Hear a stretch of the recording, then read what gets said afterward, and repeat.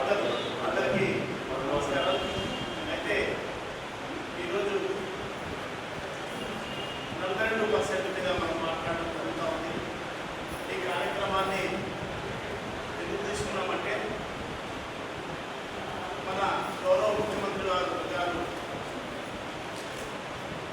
కామారెడ్డి డిక్లరేషన్లో 42% బీసీకి ఇస్తానని చెప్పడం జరిగింది.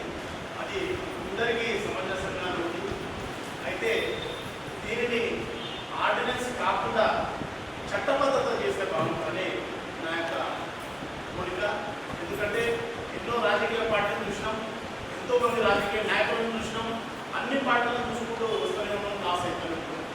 ఈరోజు వరకు కూడా బీసీలో అనేది ఒక్కబడితేనే ఉన్నాం, కానీ అనగబడితేనే ఉన్నది. కానీ ఏ రోజు కూడా ఈరోజు రాష్ట్రానికి కూడా బీసీ నాయకులు లేరు, రాష్ట్రాన్ని ఏలుతున్న నాయకులు లేరు, ముఖ్యమంత్రులు లేరు, ప్రధానమంత్రులు కూడా నాయకులు. కాబట్టి మనం ఎందుకు అంటున్నామంటే ఈ కార్యక్రమాన్ని మనం గ్రౌండ్ రూట్లో అంటే సర్పంచ్, జెడ్పీసీ, ఎంపీటీసీ దాంట్లన్నింటికి నెక్స్ట్ రాబోయే ఎన్నికలు జరుగుతూ ఉన్నాయి. కాబట్టి దాన్ని ఈ ముఖ్యమంత్రి గారు సీరియస్గా తీసుకొని మన ఈ బీసీని అందరికీ న్యాయం చేస్తూ 42% పటిష్టమైన నిర్ణయం తీసుకొని ఇవ్వాల్సిందిగా చెప్తా ఉన్నాం.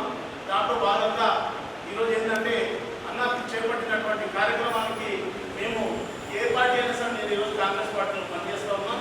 ఆ కాంగ్రెస్ పార్టీలో ఉన్నటువంటి ఎమ్మెల్యేలకు కానీ ఎంపీలకు కానీ మనం మీతో పాటు నేను వచ్చి మా బీసీలకు సరైన న్యాయం చేస్తూ 42% డిక్లేర్ చేసి మా కులాలని, మా బీసీలందరినీ పెద్ద ఎత్తున 42